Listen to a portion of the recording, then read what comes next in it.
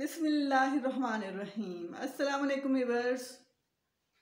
Programme तालीम बालगा के सिलसिला नंबर 4 के साथ राबिया इरफान हाज़िर खिदमत है।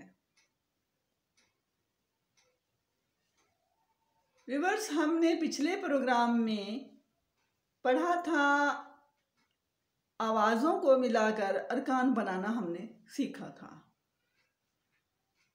और उससे पहले हमने जो आवाज़ें पढ़ी थी, ब, म, द, र, न, अ, और उसके बाद हमने आवाज़ों को मिलाया। दो आवाज़ों को मिलाने के साथ हमने अरकान बनाए। और आज हम दो अरकान को मिलाकर लफ्ज़ बनाएंगे। जैसे कि मैंने पहले शुरू में तारुफ में बताया था कि हम ग्रेजुअली चलेंगे, बतदरीज हम सीखेंगे। पहले आवाज़ें सीखेंगे, आवाज़ों से हम अरकान बनाना सीखेंगे, अरकान से हम लफ्ज़ बनाएंगे, लफ्ज़ के बाद जुमले, और जुमले के बाद फिर हम आगे मज़ीद इंशाअल्लाह ताला बेहतर से बेहतरीन की तरफ जाएंगे। तो अल्हम्दुलिल्लाह आज सिलसिला नंबर 4 में हम लफ्ज़ बनाना तक सीखने जा रहे हैं। तो इससे पहले हम आवाज़ें बिल्कुल ऐन उसी तरह पढ़ेंगे जैसा हमने ब, म और दीगर आवाज़ें पढ़ी थी। यानी हमने आवाज़ें अखज़ करवाई थी तस्वीर दिखाकर। उनको अखज़ करवाने के बाद फिर हमने तस्वीर से हमने शनाख्त करवाई, तस्वीर दिखाकर कि इनकी पहली आवाज़ तलाश करके दायरे लगाएं। और फिर हमने शक्ल, वो जो हमने आवाज़ पढ़ाई थी उसकी शक्ल की पहचान करवाई थी। शक्ल की पहचान करवाने के बाद हमने शक्ल, जैसे ब आवाज़ की शक्ल, ब आवाज़ की शक्ल, म आवाज़ की शक्ल, द, ह, इसी तरह दीगर आवाज़ें, शक्ल उनकी लिखना सिखाई थी, उसकी पहचान करवाई थी, लिखना सिखाई थी। फिर हम खानों में हमने उनको तलाश करवाया, हम दोबारा लिखाई की तरफ आए थे। तो इसी तरह अब हम जब आवाज़ों से, अरकान से हम लफ्ज़ बनाएंगे, तो उससे पहले भी हम बिल्कुल उसी तरह ही आवाज़ें पढ़ेंगे। क, ह, त, ज, व, ओ। सामईन मोहतरम, यहाँ बताऊंगी कि व, ओ, व की दो आवाज़ें होती हैं, यानी व, ओ। जब ये शुरू में आती है तो व पढ़ी जाती है, और लफ्ज़ के दरमियान में या आखिर में आती है तो ओ पढ़ी जाती है। तो इंशाअल्लाह ताला हम इसकी मज़ीद आगे प्रैक्टिस जब करेंगे तो मालूम हो जाएगा कि कहाँ कहाँ पे कैसे कैसे कौन कौन से लफ्ज़ बोले जाते हैं ओ के साथ और कौन से व के साथ। तो अभी हम लफ्ज़ बनाना सीखेंगे। तो आइए प्रोग्राम को आगे बढ़ाते हुए आपसे इल्तिमास करूंगी कि अगर आपने ये चैनल अभी तक कारवां पॉइंट सब्सक्राइब नहीं किया तो सब्सक्राइब करके घंटी का बटन दबा दीजिए। शुक्रिया। अब हम लफ्ज़ बनाना सीखते हैं।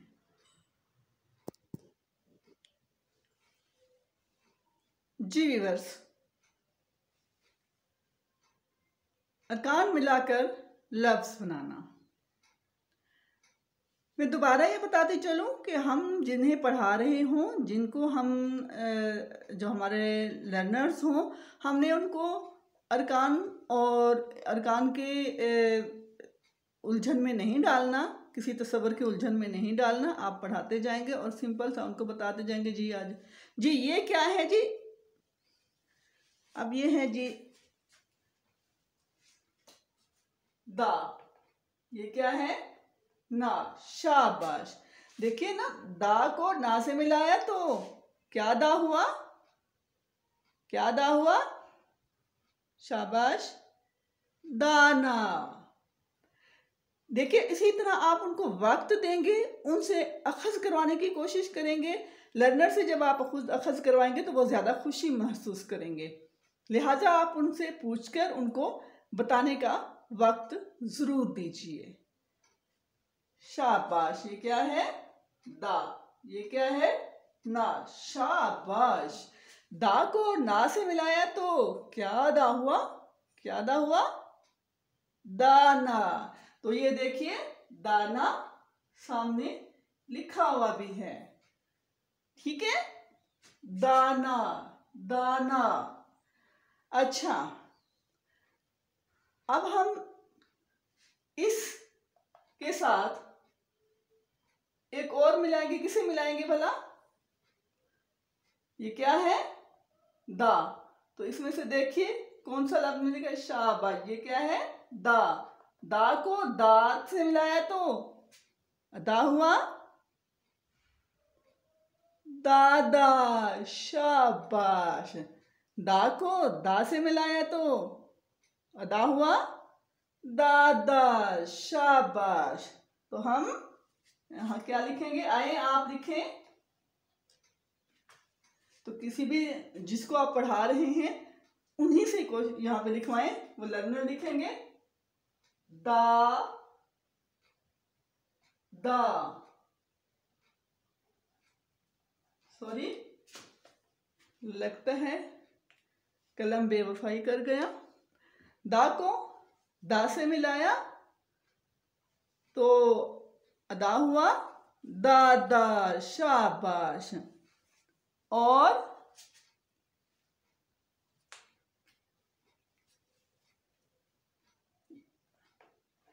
ये क्या है? रा। शाबाश। क्या है? रा। शाबाश। क्या है? रा। शाबाश। रा को ये क्या है? ना। शाबाश। रा को ना से मिलाया तो अदा हुआ राना। तो अदा हुआ राना। शाबाश।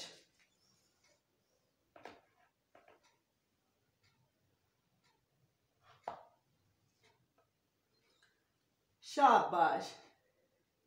बा। ये बा आगे कौन सा है? क्या है? बा। शाबाश। ये क्या? बा को बा से मिलाया तो अदा हुआ बाबा। ये क्या है? बा। ये क्या है? बा। शाबाश। बा को बा से मिलाया तो अदा हुआ बाबा। शाबाश। अब हमारे पास ये बचा है माँ। ये क्या है? माँ। ये क्या है? ना। माँ को ना से मिलाया तो अदा हुआ माना। जैसे मैंने पहले अर्ज किया था कि वक्त दें लर्नर्स को बोलने का, अखज़ उन्हीं से करवाएं, उन्हीं के वही खुद बताने की कोशिश करें। अगर वो गलत बताते हैं तो उनकी इस्लाह करें। बहुत अच्छे अंदाज से, डांटना नहीं होता। हमने छोटे बच्चों को और बड़ों को पढ़ाने में फ़र्क होता है, क्योंकि उनकी ईगो मजरूह होती है, इसलिए उनको बहुत मोहतात होकर, बड़े प्यार से और बहुत मोहतात होकर पढ़ाना होता है।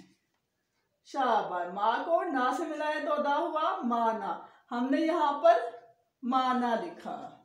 क्या लिखेंगे? माना। शाबाश।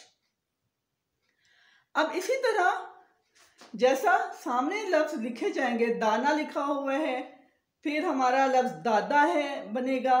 इसी तरह वही अल्फाज हमने, जैसे दाना है, मैं आपको दिखाती हूँ। पहली लाइन पे दाना लिखा हुआ है, इसी ही कॉलम के नीचे। क्योंकि एक ही सबक में अगर हम थोड़ी सी सरगर्मियाँ रख लेते हैं तो लर्नर्स उसमें ज़्यादा इन्वॉल्व भी होते हैं और खुशी से पढ़ते हैं कि एक स्टेप के बाद दूसरे स्टेप उनके लिए चेंज हो रहा था, तो बहुत अच्छा महसूस करते हैं। जैसा पहले हमने उनको लिखवाया, हमने उनसे पूछा, उन्होंने बताया, हमने लिखा, फिर मतलब लिखा हुआ दिखाया, फिर उन्होंने लिखा, उनसे हमने लिखवाया। ठीक है, ये एक एक्टिविटी हो गई कि हमने कॉलम मिलवा दिया उनसे। उसके बाद लफ्ज़ बना दिए। उसके बाद फिर हम एक और इसी में ही रख लेंगे लिखने का कि इसी के नीचे 3-4 लाइनें जितने ये लफ्ज़ बने हैं, 4 बने हैं, 5 बनते हैं, आप जितने मर्जी कर लेंगे। जितने लफ्ज़ वो बनते हैं उतनी लाइनें लगा लीजिए और हर लफ्ज़ वहाँ से पहले से शुरू हो और उसे आखिर तक आप लिखवा, पहली लाइन में, फिर दूसरा दूसरी लाइन में, तीसरा तीसरी लाइन में लिखवाएंगे तो एक तो उनकी प्रैक्टिस भी हो जाएगी और उन्हें अच्छे से याद भी हो जाएगा और लिखना भी बेहतर हो जाएगा। तो मैं आपको दिखाती हूँ कि हमने कैसे नीचे लिखना है। ये देखिए, दाना, ये पहला लफ्ज़ क्या बना था? दाना। तो हमने लर्नर से यहाँ पे एक डॉट्स डॉट डाल लेंगे, उसके बाद हमने लर्नर से लिखवाना है यही दाना के। देखिए पहला लफ्ज़ हमारा वो दाना लिखा हुआ है, तो आप पहली लाइन में दाना लिखें। तो दूसरा ये क्या है, तो फिर कुछ बता देंगे कि ये दादा लिखा हुआ है, तो कहेंगे अब हम इसके नीचे क्या लिखेंगे, वो खुद ही बता देंगे इंशाल्लाह ताला, दादा।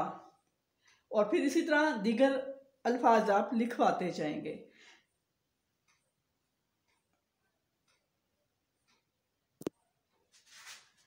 जी तो सामीन मोहतरम, आज का हमारा सिलसिला नंबर 4 प्रोग्राम तालीम बालिगा का यहीं तक था। मज़ीद जाते जाते आपसे दोबारा कहूँगी कि अगर आपके इर्द गिर्द कोई अनपढ़ अफराद रहते हैं, किसी भी वजह से वो तालीम से महरूम रह गए हैं, तो बराए मेहरबानी किसी एक को ही तालीम दे दीजिए।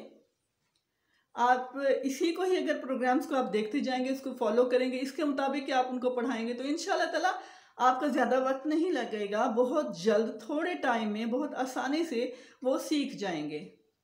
आवाज़ों के ज़रिए सिखाने का मकसद ही यही होता है कि वो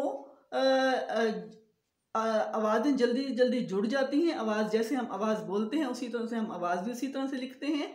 हमने जैसे पहले प्रोग्राम्स में लिखा था, तो आवाज़ों को जोड़ना बड़ा आसान होता है और इसीलिए लर्नर्स जल्दी सीख जाते हैं, बालिग अफराद जल्द सीख जाते हैं थोड़े वक्त में।